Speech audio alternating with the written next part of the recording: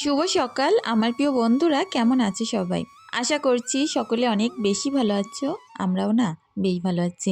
ভারতের ছোট্ট একটি গ্রাম থেকে আমি রূপা, ব্লগার রূপা চ্যানেলে সকলকে স্বাগত জানিয়ে আজকের ব্লগটি শুরু করছি।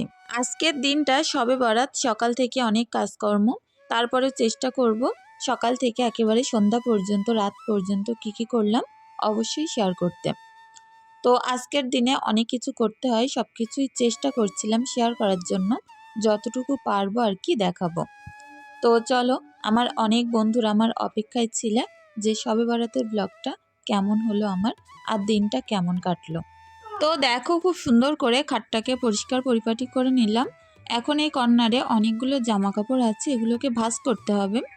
তো জানালার যে পর্দাটা ছিল সেটাকে গুটিয়ে দিলাম। আর টুকটাক জামা কাপড় তো প্রত্যেক দিনই অনেক থাকে, সেগুলোকেও সুন্দর করে গুছিয়ে নিচ্ছি। তো চলো, কাজগুলো করতে করতে কিছু সুন্দর বোনেদের কমেন্টে রিপ্লাই দিয়ে দিই।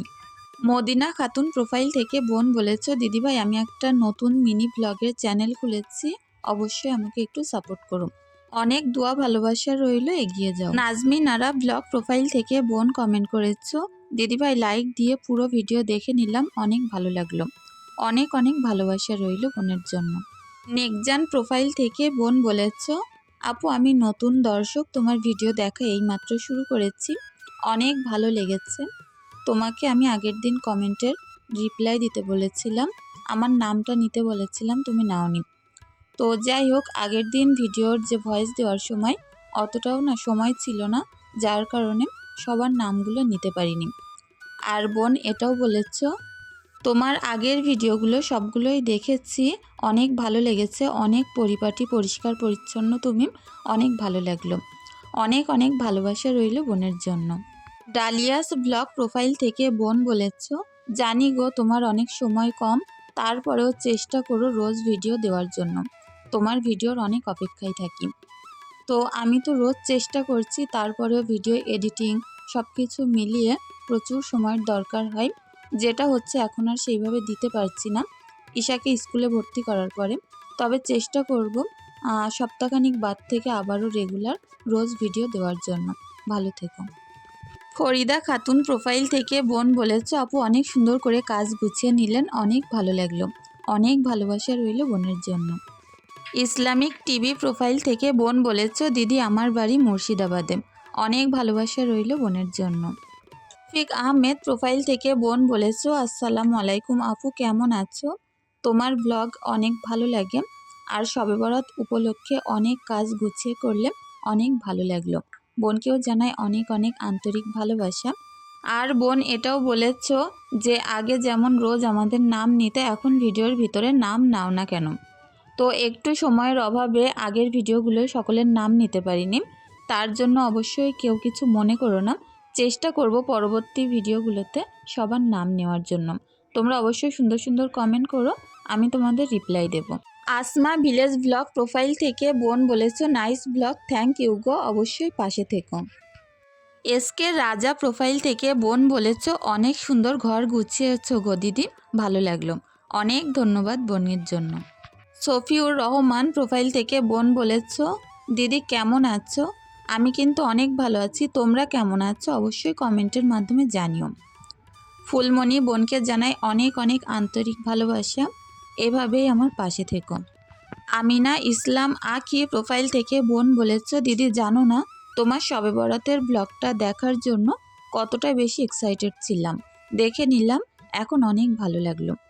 অনেক ভালোবাসা রইল, এভাবে তোমরা যে অধীর আগ্রহের সঙ্গে ভিডিওর জন্য অপেক্ষায় থাকো, সত্যি অনেক ভালো লাগে। তো দেখো, দুটো ঘর তো গুছিয়ে নিলাম, আর এখন চলে এসেছি বারান্দাতে। তো ডাইনিং টেবিলের অবস্থাটা অনেক খারাপ, এখানটায় সমস্ত জিনিসপত্র চারিদিকে হয়ে আছে। তো এগুলোকে আমি জায়গা মতো গুছিয়ে নেব। আর তারপরে তো আজ প্রচুর বাসন আছে যেগুলোকে পুকুর থেকে মাজতে হবে। তো প্রত্যেকটা বাসনপত্র গুছিয়ে আমি গামলাতে তুলে নিচ্ছি। এই এতগুলো বাসন না হাতে করে নিয়ে যেতে গেলে প্রায় 4-5 বার যেতে হবে, ওই কারণে একবারে গামলাতে তুলে নিই, তাহলেই নিয়ে যেতে একটু সুবিধা হয়। তো যাই হোক, আমার এই বারান্দার কার্নিশটা খুব সুন্দর করে গুছিয়ে নিচ্ছি। আর এখানে অনেকগুলো গাছ লাগানোর ইচ্ছে আছে, একদিন বাজারে যাব, তো যেহেতু আমাদের হাসনাবাদ তারপরে টাকির বাজারে প্রচুর রকমের গাছের আইটেম আছে, ওখানে প্রচুর রকমের ইনডোর প্ল্যান্ট আছে। একটু দাম বেশি, তারপরেও খুঁজে খুঁজে কিনতে পারলে একটু তো দাম কম নেই। কিছু রকমের গাছ আমি কিনে আনবো, বারান্দাতে লাগিয়ে রাখবো। এখন যেহেতু গরমের মৌসুম পড়েই যাচ্ছে, ওই কারণে আর কি শীতের কোনো গাছ আর কিনবো না। তো অবশ্যই যখন ডেকোরেশন করব তোমাদের সঙ্গে সুন্দরভাবে একটা ব্লগ আমি শেয়ার করব। অনেক দিন থেকে অনেক বোনেরা কমেন্ট করছো, দিদিভাই তোমার বাথরুমের ট্যুরটা দাও, আর বাথরুমটা কেমন অবশ্যই আমাদের সঙ্গে শেয়ার করো। তো একটু সুন্দরভাবে রং চং করিয়ে সুন্দরভাবে তোমাদের সঙ্গে আনার চেষ্টা করব। তো এখানে আমার রাজহাঁসগুলোকে উঠানের মধ্যে খেতে দিয়েছি, এখনও এই বড় উঠোনটা ঝাড়ু দিতে বাকি আছে। তো দেখো পুকুরের মধ্যে কত সুন্দরভাবে হাঁসগুলো ঘুরে বেড়াচ্ছে। আর এখন আমার যত বাসনপত্র আছে সবটাই বার করে নিয়েছি, এখানটায় বসে মেজে নেব। এই পুকুরে না মাজতে একদমই সময় লাগে না, যেই সেই হয়ে যায়। এগুলো যদি ঘরে মাজতে যেতাম অনেক লেট হয়ে যেত। কি বলতো, পুকুরে যে মাজছি আমি, এখানে যেহেতু অনেক জায়গা পাওয়া যাচ্ছে, তারপরে কালির হাঁড়ি বাসন যাই মাজছি না কেন এখানটা কিন্তু ধুয়ে দিলে পরিষ্কার হয়ে যায়। এগুলো ঘরে অতটাও সুবিধা পাওয়া যায় না। আর এখন তো নাও ঠান্ডা নাও গরম, এই যে মৌসুমটা সারা বছর থাকলে না মানুষ পুরো স্বস্তিতে থাকতে পারতো। আর দেখো পুকুরে কিন্তু দুটো হাঁসও চড়ে বেড়াচ্ছে আমার।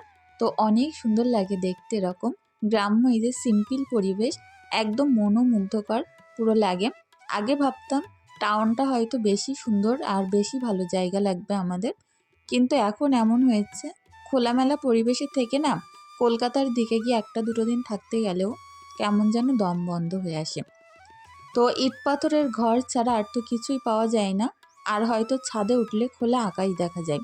আর এখানে তুমি যেদিকেই তাকাবে একদম পুরো খোলামেলা পরিবেশ, বড় পুকুর, তারপরে দেখতে পাবে মাঠ ঘাট ধানের ক্ষেত। তো এইগুলোই আর কি গ্রামে একদম পুরোপুরি ফ্রিতে পাওয়া যায়। আমাদের এখানে টাকিতে অনেকগুলো গেস্ট হাউস আছে, যেখানে আমি দেখেছি যে কলকাতা থেকে অনেক মানুষ ঘুরতে আসে, যারা দেখা যায় বড় অফিসার কিংবা অনেক বড় বড় মানুষ, ডাক্তার ইঞ্জিনিয়ার এরকম ফ্যামিলি নিয়ে আসে। তো এখানে এসে কিন্তু তারা প্রায় 1 সপ্তাহ তারপরে 10 দিন করে কাটিয়ে যায়। আর একটাই কারণ, টাকিতে যে নদীটা আছে, তো সেই নদীর চারিপাশটা খোলামেলা সুন্দর গ্রাম্য পরিবেশ, এটা দেখার জন্যই কিন্তু আসে। তো যাই হোক, দেখো গল্প করতে করতে অনেক বাসন তো মেজে নিলাম, এখন কালির হাঁড়িটা অনেক চুপে চুপে মাজছি। আর আমি এখানে ঘাটে বসে বসে এত পরিমাণে বকবক করছিলাম, কেন জানো তো, আমার যে হাঁসগুলো আছে একটা হাঁস আর একটা হাঁসের কামড়াচ্ছে, বারবার তাড়া দিতে হচ্ছিল আর ওই রকম বকছিলাম। তো আজ যেহেতু মেয়ের স্কুল আছে, আজ স্কুল হবে, কাল ছুটি দেবে শবে বরাতের। তো শবে বরাতের দিনটা ছুটি দেয়নি, তার পরের দিনটা দিয়েছে আর কি। তো এই কাজকর্মগুলো করে রেখে আমি মেয়েকে নিয়ে স্কুলে যাব, ওখান থেকে আসবো, তারপরে এসে আবার মাংস রাঁধবো, মাছ ঝোল করবো। আজ আমাদের বাড়িতে যেহেতু অনেকেই খাওয়া দাওয়া করবে, তো এই শবে বরাতের যে দিনটা আমরা সারাদিন লোকজন খাইয়ে থাকি, আর রাতে গিয়ে নামাজ কালাম পড়া শুরু হয়। তো অনেক বোনেরা বলছো যে দিদিভাই রোজা তো চলে আসলো, তো রোজার সময় কি প্ল্যান আছে? রোজার সময় তো অনেক প্ল্যান থাকে, সুন্দর সুন্দর বাজারঘাট করব, একদম সুন্দরভাবে সন্ধ্যায় করে রান্না করব, সারাদিন রোজা থাকবো। এই একটা মাস যে কি আনন্দে কাটে তোমাদের কি বলবো। সব থেকে মজার যে সময়টা কাটে আর কি, ওই যে সারা দিন রোজা থাকার পরে সামনে অনেকগুলো ইফতারি সাজিয়ে নিয়ে বসবো, আর সেগুলো সামনে বসে বসে কখন প্রহর গুনতে থাকবো, আর বিভিন্ন রকম দোয়া কালাম পড়বো, যে কখন ইফতারির টাইমটা হবে আর কি। তো ওই টাইমটা যে ভোলার মতো না, এই একটা মাসই আমাদের পাওয়া যায় যে এমন সুন্দরভাবে কাটে। অনেক কিছু প্ল্যান আছে, তোমাদের সঙ্গে সবটাই শেয়ার করব। হয়তো আমরা হতে পারি খুব বেশি যে উঁচু ফ্যামিলি না, মধ্যবিত্ত পরিবার, তারপরেও কিন্তু আমাদের এখানটায় অনেক আনন্দে কাটে। চারিদিকে পুরো ঈদের একটা ধুমধারাক ব্যাপার থাকে, সবাই বলে যে ঈদ আসছে ঈদ আসছে। আর রোজার সময় তো রোজা ছাড়া কাউকেই পাওয়া যায় না। তো যাই হোক, ছোট ছোট বাচ্চাগুলো ছাড়া আমাদের এখানে কিন্তু সবাই রোজা থাকে, অনেক সুন্দর আনন্দে কাটে। তোমাদের সঙ্গে আর কিছুই শেয়ার করতে পারিনি, উঠোনটা ঝাড়ু দিলাম, আর তারপরে গেলাম আমি ঈশাকে নিয়ে স্কুলে। ওকে স্কুলে দিয়ে বাড়িতে এসে বড় একটা মাছ ধরেছিল হাজব্যান্ড, সেটাকে কেটে ঝোল করলাম, আর একটা গোটা মুরগি এনেছিল, তো ওই মাংসগুলো রাঁধলাম। অনেকটাই বড় মুরগি ছিল, তো যাই হোক ওটা রান্না করেছিলাম। এখন দেখা হচ্ছে বিকেল 3টের সময়। তো পানি গরম করে নিয়ে এসেছি। আর এখানে আমি আটা কিন্তু বাড়িতেই কুটেছি, আমার মিক্সিতে দিয়ে আটাগুলো কুটে নিয়েছি। একটা জিনিস একটু ভুল হয়ে গেছে, যেটা হচ্ছে ভিজে আটা ছিল, গরম পানিতে দেওয়ার সঙ্গে সঙ্গে পানিটা ঠান্ডা হয়ে যাচ্ছে আর আটার খামিরটা ভালো হচ্ছিল না। এটাকে একদম গোলাটা পুরো পাতলা হয়ে গেছিলো। সব আটাগুলো আমি দিয়ে দিয়েছিলাম, গোলাটা টাইট করতে পারিনি। তো ভিজে আটা ছিল তো, যার কারণে যতই দিচ্ছিলাম তত পাতলা হয়ে যাচ্ছিল। লাস্টে আবারও আমার সুন্দর করে খানিকটা আটা দিয়ে মেখে নিতে হয়েছিল, কিন্তু এই গোলাটা আবারও আমাকে ফুটিয়ে নিতে হয়েছিল। তো যাই হোক, একটু কষ্টকর ব্যাপার, তারপরেও লাস্টে গিয়ে ঠিক হয়ে গেছিল। আমি তো প্রথমে ভাবলাম গোলাটা আর ঠিক করতেই পারবো না। ওখান থেকে কিছুটা গোলা নিয়ে সুন্দরভাবে ঠান্ডা পানিতে গুলে আমি এখানে হাঁড়িতে বসিয়ে দিয়েছি। এটা হচ্ছে একদম ফ্রেশ চালের গুঁড়োর পায়েস হবে হাঁড়িতে, তো ওটা ফুটতে দিয়েছি। অনার্গল নাড়তে হবে। আর একদম বড় সাইজের একটা নারকেল নিয়েছি, এই নারকেলটা পুরোটাই দিয়ে একটু নেড়ে চেড়ে এর মধ্যে চিনি দেব, আর তারপরে দেব এলাচ, তারপরে দারচিনি, এগুলোই আর কি। তো এটা প্রচণ্ড খেতে ভালো লাগে। আর এই যে পায়েসটা, এর ভিতরে কিন্তু নামানোর আগে আমি একটুখানি দুধ দেব, একদম গাঢ় করে জাল দেওয়া দুধ, ওটা দিয়ে নামিয়ে নেব। তো এই পায়েসটা তোমরা বাড়িতে একবার করে দেখবে, এত দারুণ লাগে। বিশেষ করে শবে বরাতের দিন এই পায়েসটা কিন্তু সবার বাড়িতে হয়ে থাকে। তো যাই হোক, আমার ননদ এসছে, আমরা দুজন মিলেই কিন্তু রুটি বানাবো। আমার ননদ যেহেতু এই সকল কাজগুলো পারে না তেমন, তো এরকম ঈদ, পার্বণ, অনুষ্ঠান যাই হোক না কেন, আমরা কিন্তু এখানে একসঙ্গেই কাজ করে করি। তো দেখো, হাঁড়িটা বসিয়ে অনেক জোরে জাল দিচ্ছিলাম, বারবার অনবরত নাড়ছিলাম। আর এখন চিনিটাও দিয়ে দিলাম, এর মধ্যে আমি লবণও দিয়েছিলাম। পায়েসটা প্রচণ্ড ভালো হয়েছিল খেতে। তোমরা এরকম চালের গুঁড়ো দিয়ে একবার ট্রাই করে দেখবে, অনেক ভালো লাগবে। তো অনেকে চালের গুঁড়োর যে টোকার পরে যে সুজিগুলো হয় আর কি, একটু মোটা মোটা চাল থাকে, ওটা দিয়ে বানালেও কিন্তু ফিরনি টাইপের হয়, খেতে অনেক ভালো লাগে। আর এখন দেখো, আমার ননদ সুন্দর করে চালের যে গুঁড়োটা মাখানো ছিল এটাকে ভালোভাবে মেখে নিল। তো আমি হাত দিয়ে দেখছিলাম, সুন্দর টাইট হয়ে গেছে, এইবার বেলার উপযোগী হয়েছে। এদিকে কিন্তু সন্ধে নামবো অবস্থা, এক্ষুনি হয়তো মাগরিবের আজান দেবে। তো আমরা চেষ্টা করছি তার আগেই সব কিছু শেষ করার। এখন দেখো, পায়েসটা যখন প্রায় হয়ে এসছে, এর মধ্যে দারচিনি, এলাচগুলো দিয়ে দিলাম, সুন্দরভাবে নাড়িয়ে এখন নামিয়ে নেব। আর এটা খুব বেশি টাইট করলে ভালো লাগে না, একটু হালকা পাতলা থাকবে, রুটি দিয়ে খেতে কিন্তু দারুণ লাগে। তো যাই হোক, পায়েসটা নামিয়ে নেব। আর রুটিগুলো আমি একবার বেলে দেব, আমার ননদ ছেঁকে নেবে। আমি এখানে 1 গ্লাস মতো দুধ ঘন করে গুলেছিলাম, সেটাই ঢেলে দিলাম। আর তারপরে তো যা দারুণ একটা গন্ধ আসছিল, তোমাদেরকে কি বলবো। শবে বরাতের দিন ঘরে বাইরে পুরো একা হাতে এমনভাবে গুছিয়ে কাজ করেছি, তোমাদের কি বলবো। সারাদিন একদম দম ফেলার সময় পাইনি, তারপরেও যে সন্ধ্যার আগে আমি কাজগুলো করে নামাজ পড়তে পেরেছিলাম, এটাই অনেক বড় ব্যাপার। তো সন্ধ্যায় আমার মেয়েরা সমস্ত বাড়ি মোমবাতি ধরিয়ে দিয়েছিল, ছাদের পুরো চারিধার দিয়ে। সেগুলো ভেবেছিলাম যে আমি ভিডিও করে তোমাদের সাথে শেয়ার করব, সেটা আর হয়নি, জানো তো। নিচেই বসে নামাজ পড়ছিলাম, আর যেহেতু আমার ননদ মেয়েরা ওরা এই সকল কাজগুলো করছিল, তো তার কারণে আর সেইভাবে ভিডিও আমি তুলতে পারিনি। ইচ্ছে ছিল আরও সুন্দরভাবে ব্লগটা দেখানোর জন্য, অনেক কিছু মিস করে গেছি, অনেক কিছু রান্না হয়েছিল, বাড়িতে অনেক আত্মীয় স্বজন এসেছিলো, সেগুলো তো আর দেখাতেই পারলাম না। তো রাতে আমার ননদদেরকে, দেওরকে, তারপরে আমার মাকে সমস্ত রান্নাবান্নার জিনিসগুলো আবার পাঠিয়ে দিয়েছিলাম। আশেপাশেও যারা আছে তাদেরও 2-1 ঘরে দিয়েছি। তো যতটুকুই জিনিস হোক না কেন, এই দিনটা কিন্তু সকলকে দিয়ে থুয়েই খেতে হয়। তো এখন সন্ধ্যা নামবো এরকম একটা অবস্থা। আমাদের রুটি বেলাও প্রায় কমপ্লিট, আর অল্প আছে। আমি কিন্তু ভিজে কাপড় দিয়ে যে আটার ডোটা সেটা ঢেকে রেখেছি, এতে করে আটাটা শক্ত হবে না আর সুন্দর বেলা যাবে। যখনই চালের গুঁড়ো দিয়ে রুটি করবে, এরকমভাবে ডোটা যদি ভিজে কাপড় দিয়ে ঢেকে দেওয়া যায়, একটা রুটিও কিন্তু বেলতে গেলে ফেটে যাবে না। তো যাই হোক, দেখো সুন্দর করে রুটিগুলো গোল গোল করে বেললাম।